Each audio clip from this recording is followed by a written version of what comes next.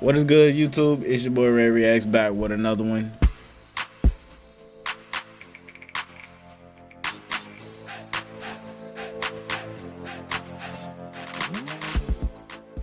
We got another horror animated series. I won't lie, this series is from Don't Walk Home Alone After Dark. That's them. I won't lie, I might start checking out this shit more, cause after the last video that I did reacting to that shit, it's very like interesting. So it might become a series on the channel where I watch horror, either horror stories, horror films, horror shit, just some horror. Just throw a little spice in the channel. Gotta throw a little spice in the air. These niggas really don't really care. Oh yeah. It says music playing and the volume up. So what the fuck going on? I don't hear shit. Am I tweaking, chat? Hold on. Oh, I gotta be tweaking. Oh, okay.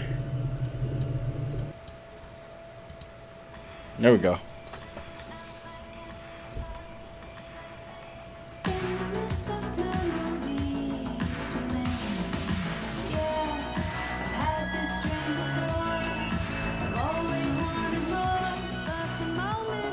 I wish I knew how to work on a car. Nigga, I'll fix up my own car.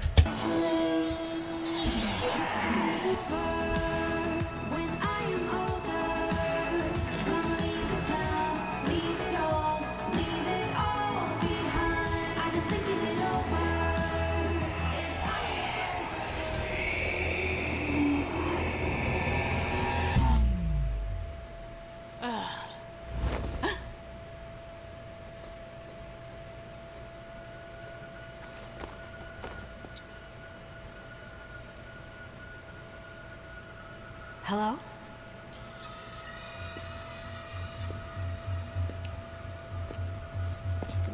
Step number 1. Strike number 1. Never go check it out.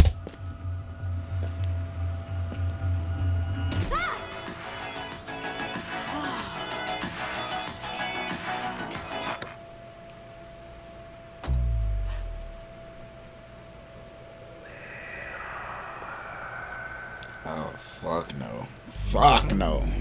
Fuck no. No. Strike number 2. You checked it out again and then you going across the street from the safety of your own home. Fuck no. Now you just stupid. Now you just stupid. Cause like, what is you doing?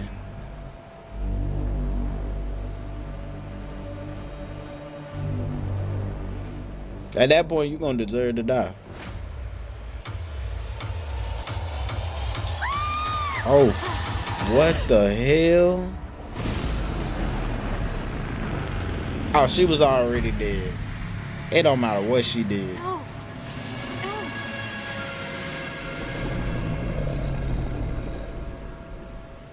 She was already dead.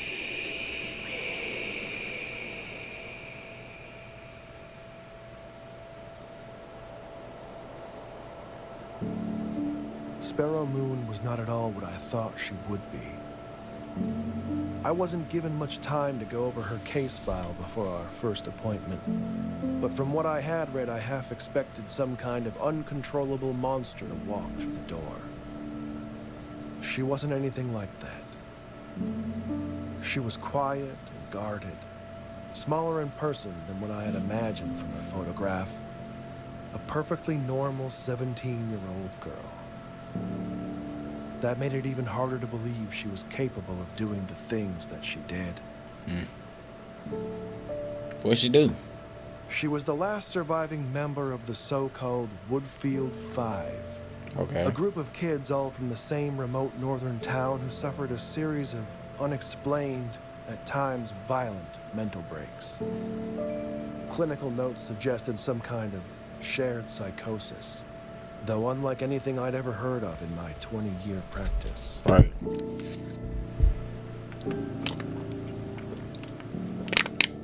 By all accounts, Sparrow had an unremarkable childhood. No indications of behavioral difficulty, good grades in school, active social life, no family history of mental illness to speak of. And she just tweaked out on niggas. Offbeat spiritual commune years earlier, but had left that behind when Sparrow was quite young and eventually remarried. There was nothing to suggest any kind of underlying trauma or abuse, though as you come to find in my line of work, that's not always so obvious. Right. The only path to understanding what really happened in Woodfield was Sparrow herself, and that would prove more difficult than anyone anticipated. I learned very little over the first weeks of our sessions together. Sparrow was often uncooperative, careful never to allow the growing familiarity between us to weaken her resolve. I was not as strong. I became unreasonably attached to her. Why? The endless medical diagnostics revealed nothing we didn't already know. She barely slept. The scratches on her arms were self-inflicted. And aside from high blood pressure, she was physically healthy. No one was certain about what exactly was wrong with her. And she was getting worse.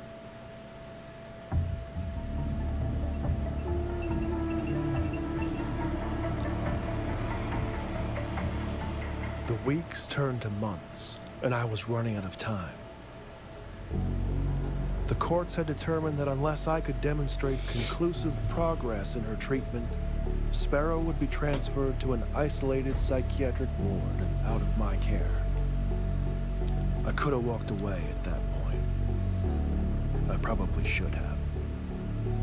But what I wanted, what I've always wanted, was answers. After all that we'd been through, she wasn't a kid to me anymore. This shit feel like a game I'm playing. She wasn't a monster either. She was a puzzle to solve. Sodium pentothal can be administered to induce something called narcosynthesis, a state between asleep and awake where the subject is highly suggestible. In most places today, the practice is frowned upon. Normally, I would never consider such a treatment, but given the circumstances, my options were limited. I knew full well that this could risk professional censure, perhaps even my career itself. That didn't seem to matter at the time.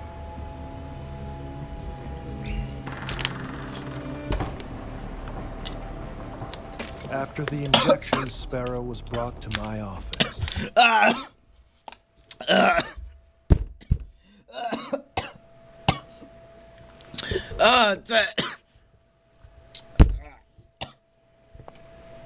Chat. About the water. Trying to take me out, chat. Please.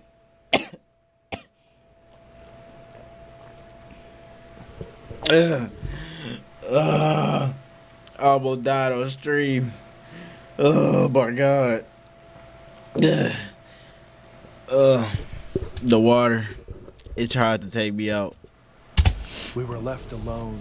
I was just about to say something, and it tried to take me out. Though before she even got to 5, it was clear she knew something was wrong. Her breathing became shallow, and her eyes darted around rapidly. She began talking about a mist coming into the room that only she could see. She could hear a voice from within it calling to her. It's the worm. The drug had disoriented her to such a degree that I don't even think she recognized me. Oh, she about to murk this nigga. Sparrow's small size and chronic fatigue made the dosage I administered tricky. She drifted in and out for several minutes. When lucid, I redirected her, asking if she could tell me what the voice she heard was saying. After a long pause, she finally whispered, "Little bird."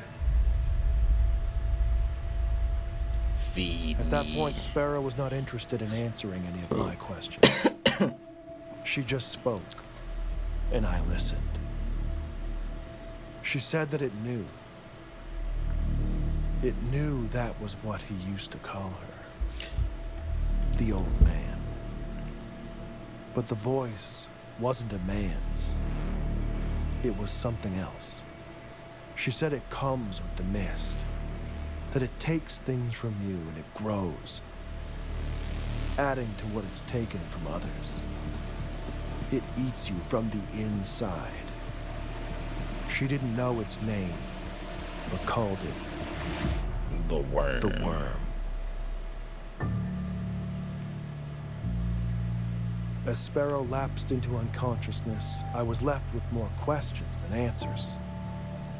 I arranged to have her return to her room and resigned myself to the idea that I might never get the chance to understand the truth. That I had failed. I'm afraid to. I ain't gonna hold you, I'm afraid to drink the water though, because if I've almost died that time, it might get me again.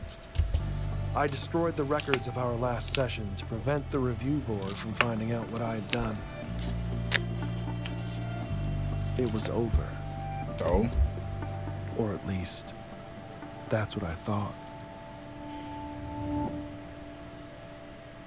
It was that night the dream started. Ah, the worm got to him.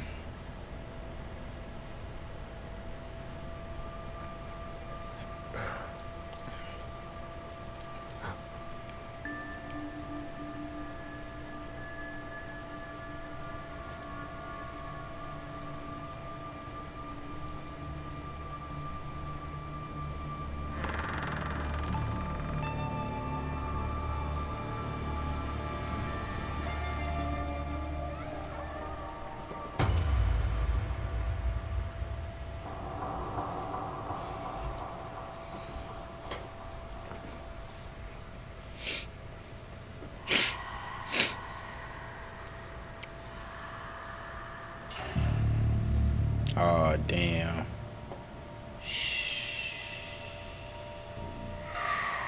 Wait, come back!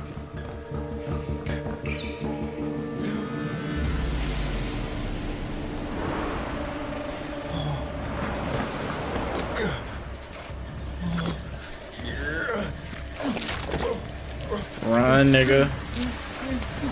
Oh, yeah, you're cooked.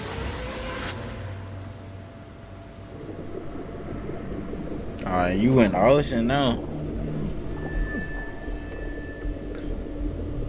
Swim, nigga, swim. Swim faster. We don't know what's behind you, nigga.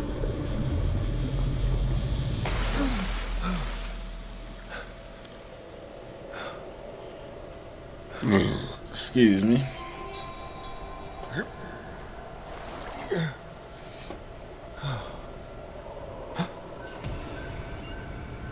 Sparrow.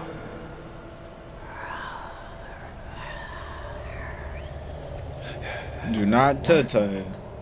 Doctor, I'm so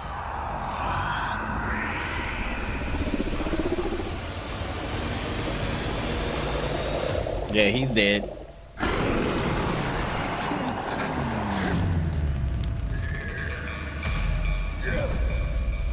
Damn.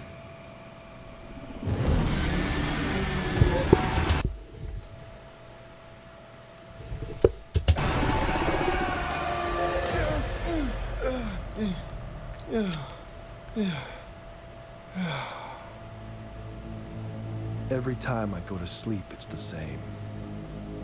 It doesn't really matter how the dream begins. Eventually, the mist will come. And with the mist, always comes the worm. Just like she said it would. You can't run. That never works. It won't let you. Yeah, nah, The nigga. best you can hope for is that you wake up quick.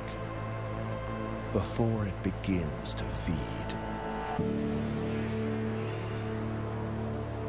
At first, I told myself that it would go away.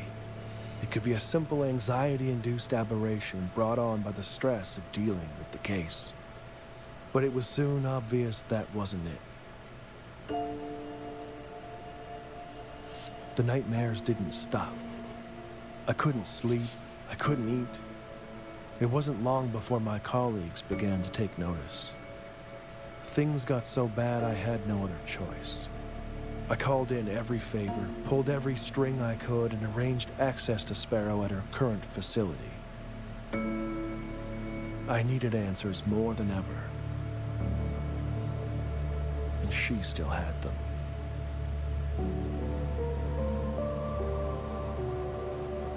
I almost didn't recognize her at first. She looked strong and alert.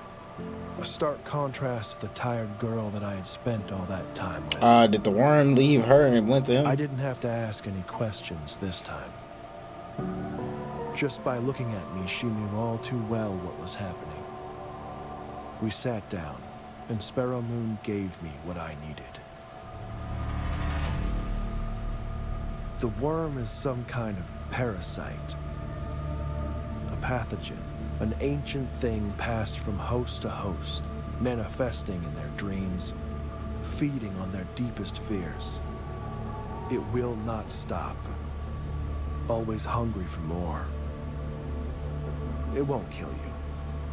It doesn't want you dead. It wants what any good virus wants: to propagate, to be passed on, to be fed. Sparrow tried to hold it inside of her, to protect others. She thought that if she could fight it long enough, it would die with her. She passed the worm to me the same way that it had been passed to her, just by telling me about it. Damn. So she was really protecting your ass, and since you dived deeper in, now you're into it. I am sorry for this. Now that I've told you, I don't know when.